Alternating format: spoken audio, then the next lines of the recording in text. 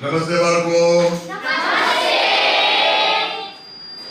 આપણે બધા બ્રેલ મહોત્સવમાં મળ્યા છીએ એટલે આજે લુઈ બ્રેલની 63 સંજ્ઞા વિશેની સમજૂતી અને પછી આપણું પ્રેક્ટિકલ અને એને લગતા ગીતો આપણે કરવાના છીએ.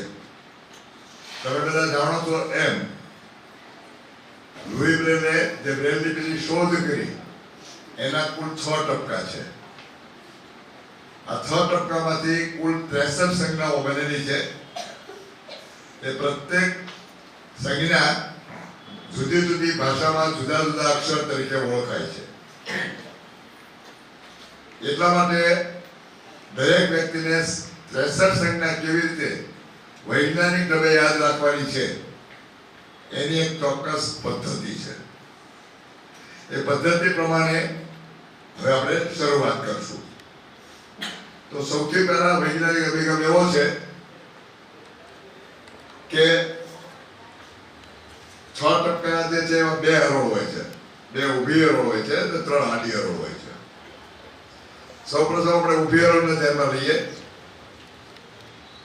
તો ઊભી હરોળમાં એક ડાબી બાજુ છે અને બીજી જમણી બાજુ છે. દરેકમાં ડાબા હાથ બાજુ 3 ટપકા છે અને જમણા હાથ બાજુ પણ 3 ટપકા છે. તો સૌપ્રથમ આપણે ડાબી બાજુના 3 ટપકા પસંદ કરીને કુલ કેટલા અક્ષર બને છે એ જોઈએ. તો સૌથી પહેલું ડાબી બાજુનું પ્રથમ ટપકું કરશું એટલે અ બનશે. બરાબર? પ્રથમ ટપકું ઉપરનું પહેલું. છોકરાઓ હા પાડો. પ્રથમ ટપકું કરશું એટલે કયો અક્ષર બનશે? પછી 1 અને 2 એ પણ ડાબી બાજુના લઈએ છીએ. કયો અક્ષર બનશે? પછી 1 2 3 ડાબી બાજુના લઈએ છીએ. કયો? લ બનશે. પછી પહેલું અને ત્રીજું આપણે બીજું ટપકું નથી લેતા. આ ચોથો અક્ષર બને છે. કયો અક્ષર બને છે? પછી 5મો અક્ષર માત્ર ત્રીજું ટપકું છે. ચંદ્રબિંદી. એ પણ ડાબી બાજુનું છે. ત્યાર પછી બીજું અને ત્રીજું એ છઠ્ઠો અક્ષર બન્યો અને 7મો અને છેલ્લો અક્ષર માત્ર બીજું ટપકું. તો આવી રીતે 7 અક્ષરો આપણને મળ્યા. હવે બાકીના અક્ષરો મેળવવા માટે આપણે કાંઈ યાદ રાખવાનું નથી. પહેલા અક્ષરથી શરૂ કરીને 7મા અક્ષર સુધી આપણે ચોથું ટપકું ઉમેરીશું. સૌપ્રથમ આપણે અમાં ચોથું ટપકું ઉમેરીએ તો કયો અક્ષર મળશે? Very good. ત્યાર પછી પહેલું ને બીજું ટપકું છે બીજા અક્ષરમાં એટલે કે બ છે. તો એમાં ચોથું ટપકું ઉમેરીએ તો શું બનશે? માણસનો ફરવા થાય બેટા, અંગ્રેજી એપ થાય. બરાબર? ત્યાર પછી 1 2 ને 3 એટલે કે લ છે. એમાં આપણે ચોથું ટપકું ઉમેરશું. પતંગનો વેરી ગુડ. ત્યાર પછી કલમનો ક છે એટલે 1 અને 3 ટપકા છે. એમાં આપણે ચોથું ટપકું ઉમેરશું. અને ત્યાર પછી માત્ર ત્રીજું ટપકું છે. એમાં આપણે ચોથું ટપકું ઉમેરશું. ત્યાર પછી 2 અને 3 એટલે કે અર્ધવિરામ છે. એમાં ચોથું ટપકું ઉમેરશું. અને ત્યાર પછી બીજું ટપકું છે જે અલ્પવિરામ તરીકે ઓળખાય છે. એમાં આપણે ચોથું ટપકું ઉમેરશું. એટલે કુલ કેટલા અક્ષર મળ્યા? Very good. હવે પછી આપણે ત્રીજી હરોળ લઈએ છીએ. એટલે એની અંદર આપણે 4 અને 5 ટપકા ઉમેરશું. આપણે મૂળ લગ્ન ધ્યાનમાં રાખવાની છે. પહેલા જે 7 અક્ષર આપણે જે મળ્યા હતા એમાં જ હંમેશા ટપકા ઉમેરવાના છે. તો પ્રથમ અક્ષર છે આપણી પાસે અ. એમાં 4 અને 5 નંબરના ટપકા ઉમેરીએ છીએ. તો કયો અક્ષર બનશે? Very good. ત્યાર પછી પહેલું ને બીજું એટલે બકરીનો બ છે. એમાં આપણે 4 અને 5 ઉમેરીએ. Very good. ત્યાર પછી લ એટલે કે 1 2 3 આ 3 ટપકા છે એમાં આપણે 4 અને 5 ઉમેરીએ. છત્રીનો ક્ષ. Very good. ત્યાર પછી 1 અને 3 એટલે કલમનો ક છે એમાં આપણે 4 અને 5 ઉમેરીએ. Very good. ત્યાર પછી માત્ર આપણી પાસે ત્રીજું ટપકું છે એમાં આપણે 4 અને 5 ઉમેરીએ. Very good. ત્યાર પછી 2 અને 3 અર્ધવિરામ છે એમાં 4 અને 5 ઉમેરીએ. ત્યાર પછી અલ્પવિરામ છે એમાં 4 અને 5 ઉમેરીએ. તો બાળકો કેટલા અક્ષર થયા? કોઈને કઈ ટપકા ગોખવા પડ્યા? કઈ યાદ રાખવું પડ્યું આપણે એક સાથે? 21 અક્ષરો મળી ગયા. આવી જ રીતે હવે આપણે ચોથી હરોળ ઊભી કરીએ છીએ અને ચોથી હરોળ માટે ફરી વખત આપણે અ એટલે પહેલી લાઈનના જે અક્ષર પહેલો અક્ષર હતો એમાં આપણે ચોથું, પાંચમું અને છઠ્ઠું આ 3 ટપકા ઉમેરીશું. તો કયો અક્ષર બનશે? Very good. હવે આપણે પહેલું ને બીજું એટલે કે બકરીનો બ છે એમાં આપણે 4, 5, 6 ઉમેરીએ. Very good. ત્યાર પછી લાડવાનો લ છે એટલે કે 1, 2 ને 3 એમાં 4, 5, 6 ઉમેરીએ. કોઈ ઢગલાટ થશે એમાંથી? નથી ને કોઈ? આપણે તો બધા હોશિયાર છીએ. કેવા છીએ? Very good. તો હવે પછી મને જવાબ આપશો ને? તો પછીનો અક્ષર છે 1 અને 3 એટલે કે ક એમાં આપણે આ 3 ટપકા ઉમેરીશું. 4, 5 અને 6. વાહ, સરસ. Very good. હવે આપણી પાસે માત્ર ત્રીજું ટપકું છે બાળકો એમાં આપણે 4, 5, 6 ઉમેરીએ. હવે આપણી પાસે છે 2 અને 3 અર્ધવિરામ એમાં આપણે 4, 5, 6 ઉમેરીએ. તો આપણી પાસે હવે છે અલ્પવિરામ એમાં 4, 5, 6 ઉમેરીએ એટલે થળિયાનો ઠ. તો આપણે કુલ કેટલા અક્ષર મળ્યા હવે? Very good. તો 28 અક્ષર આપણે શીખી ગયા. હવે ફરી વખત આપણે 5મી લાઈન મેળવી છે એટલે પહેલા અક્ષર પર જઈએ. આપણી પાસે 3 ટપકા ઉમેરવાના હતા. પહેલા આપણે ચોથું ઉમેર્યું, પછી 4 અને 5 ઉમેર્યા, પછી 4, 5, 6 ઉમેર્યા. હવે આપણી પાસે એકય ટપકું જમણી બાજુ છે નહીં. નથી ને? તો હવે આપણે શું કરશું? હવે આપણે ટપકા કાઢી નાખશું. તો સૌથી પહેલા આપણે 5મું ટપકું કેન્સલ કરી અને 4 અને 6 ઉમેરીએ. તો આપણે ઓમાં 4 અને 6 ઉમેરીએ તો કયો અક્ષર બનશે? હવે આપણે બ એમાં 4 અને 6 ઉમેરીએ. ત્યાર પછી લ એમાં 4 અને 6 ઉમેરીએ. બકરીના બ માં 4 અને સોરી હવે આપણે પછી ક આવશે તો એમાં 4 અને 6 ઉમેરીએ. બરાબર. હવે આવશે ત્રીજું ટપકું. ત્રીજા ટપકામાં આપણે 4 અને 6 ઉમેરીએ. Very good. હવે આવશે અર્ધવિરામ એમાં 4 અને 6 ઉમેરીએ.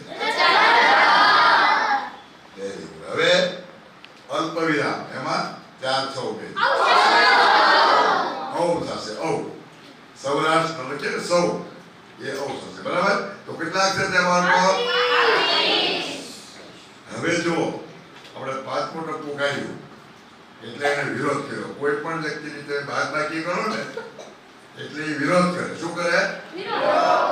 અને એને વિરોધ નોંધાવ્યો કે મારી બાદબાકી કેમ કરી એટલે એ લુઈ બ્રેલ પાસે ગયું. 5મું ટપકું. લુઈ બ્રેલે શું કીધું ખબર? તને કાઢ્યું હતું ને તો હાલો આપણે 4 ને 6 ને કાઢી નાખીએ.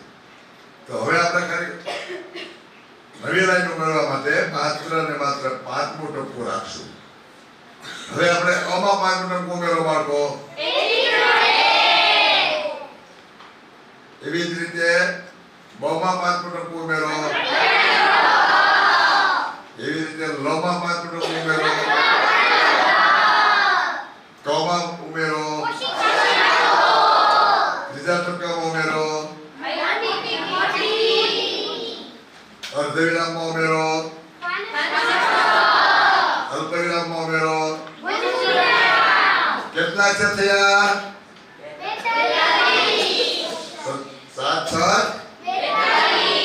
હવે આપણે 7મી લાઈન માંથી ઊભી કરીએ. જો બાળકો, 5મા ટપકાએ વિરોધ કર્યો અને પછી 5મા ટપકાએ એમ કીધું કે મને તો તમે લીધું, પણ મારો એક મિત્ર બાકી રહી ગયું છે.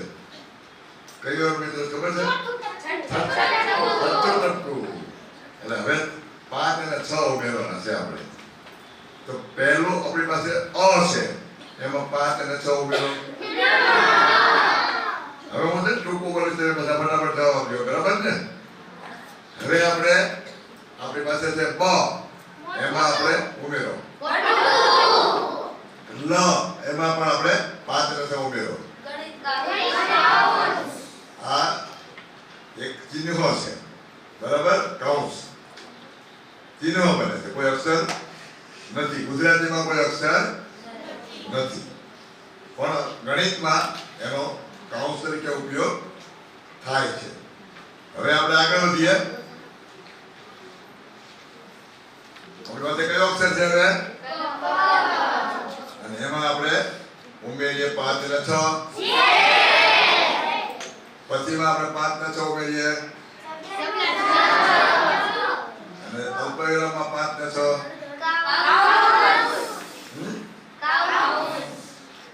અલ્પવિરામમાં 5 અને 6 ઉમેરીએ તો શું થાય? પૂર્ણ વિરામ થાય, બરાબર? કેટલા અક્ષર બન્યા? 49. ચાલો હવે છેલ્લી લાઈન આવી છે, એમાં ઉમેરવાનું છે માત્ર અને છઠ્ઠું ટપકું. કેટલા ઉમેરવાના છે? છઠ્ઠું ટપકું. હવે ચાલો ઉમેરીએ છીએ. અમાં છઠ્ઠું ટપકું ઉમેરો, બમાં છઠ્ઠું ટપકું ઉમેરો, લમાં છઠ્ઠું ટપકું ઉમેરો, કમાં છઠ્ઠું ટપકું ઉમેરો, ત્રીજા ટપકામાં છઠ્ઠું ઉમેરો, અર્ધવિરામમાં છઠ્ઠું ઉમેરો અને અલ્પવિરામમાં છઠ્ઠું ઉમેરો. હવે આ ગુજરાતીમાં અક્ષર વપરાતો નથી, પણ મોટો જ્યારે ઉત્તર પહોળો આવતો હોય ત્યારે માત્રામાં એનો ઉપયોગ કરવામાં આવે છે. હવે સમજી લો 56 અક્ષર થયા. કેટલા થયા?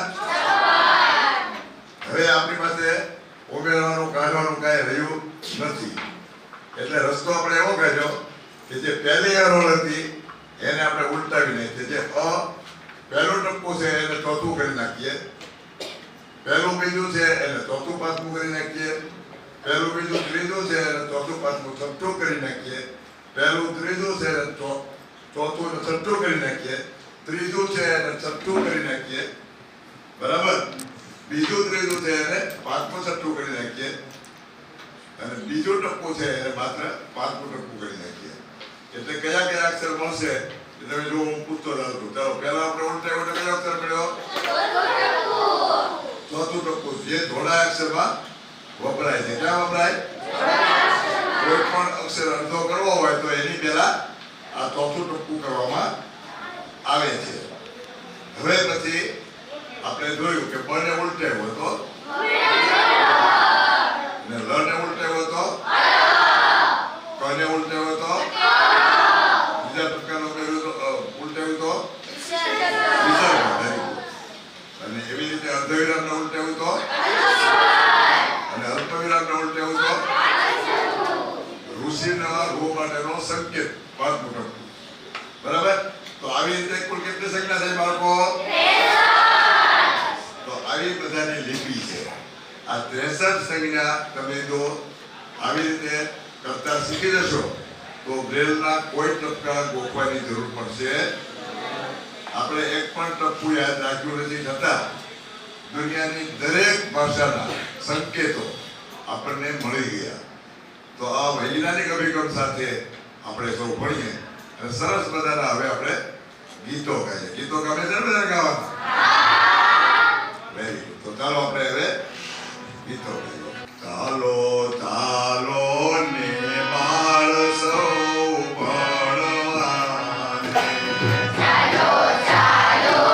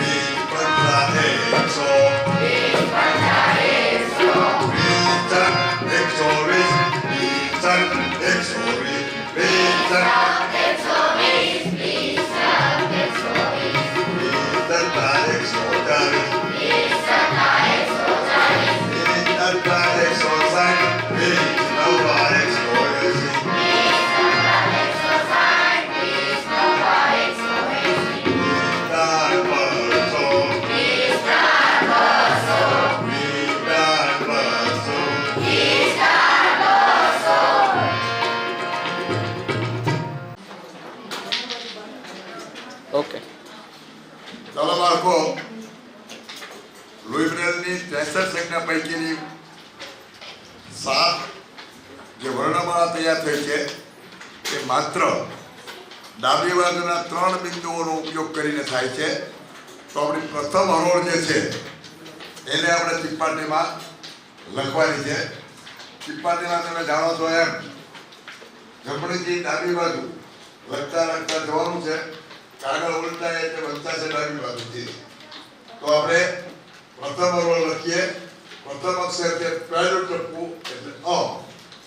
બીજું અક્ષર જે છે એ પહેલું બીજું. ત્રીજું છે 1 2 3. પછીનો છે 1 3. પછીનો છે માત્ર 3.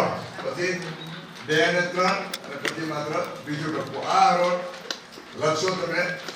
બરાબર? તૈયાર છે બધા? ચાલો હવે આપણે લખીએ છીએ.